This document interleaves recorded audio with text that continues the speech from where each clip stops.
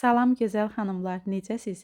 Bir günüm necə keçir? Gəlin birlikdə baxaq. Gündəlik storylərimi izləyən qızlar bilir ki, mən artıq diyetadayam. Səhər oyanan kimi 1-2 stəkan su içdikdən sonra günə kofe ilə başlayıram. Səhər yeməyi saatına qədər də ev işlərimi görürəm. Təmizliyə yataq otağından başladım. Burada termonun üzərini silirəm, toz olub. Gündəlik silirəm qızlar, amma buna baxmayaraq yenə də istər-istəməz toz olur. Gündəlik silmək lazımdır. Burada kosmetik vasitələri yığdım, qabı silmədim. Çünki bir gün əvvəlcədən bunları silib səliqə salmışdım. Daha sonra taxtın üzərinin tozunu silirəm. Şkaflarında tozunu silirəm. Bu məqamda Polad bəy də mənə köməyə gəlir. Güzgünü və şkafları silir.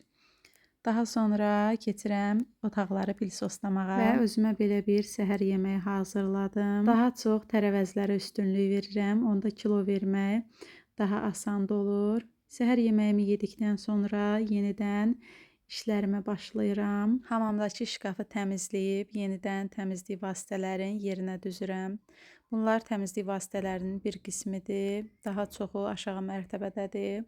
Burada isə qızlara bu vasitəni tərifləyirəm. Çox gözəldir. Yeni almışam. Şkafı səliqəyə saldıqdan sonra bolları silmək üçün su hazırlayıram. Bu vasitədən istifadə edirəm qızlar. Bunu da sizə göstərim. Çox gözəl qoxusu var. Lavanta qoxuludur. Bunun limonlusunu da istifadə etmişəm. O da çox gözəldir.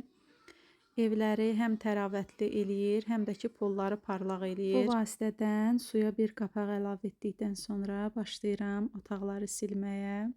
Burada isə polları necə parlaq etdiyini görə bilərsiniz. Sonda isə taxtın və divanın altını silib evlərin təmizliyini yekunlaşdırıram.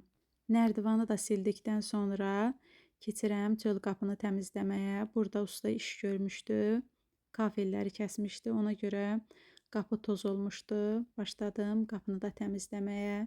Həmin yerdə yenə də plastik qapı, pəncərələr var.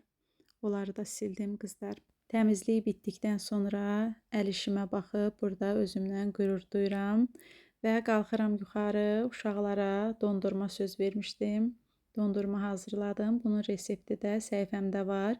Keçid edib baxıb hazırlayıb nuş edə bilərsiniz.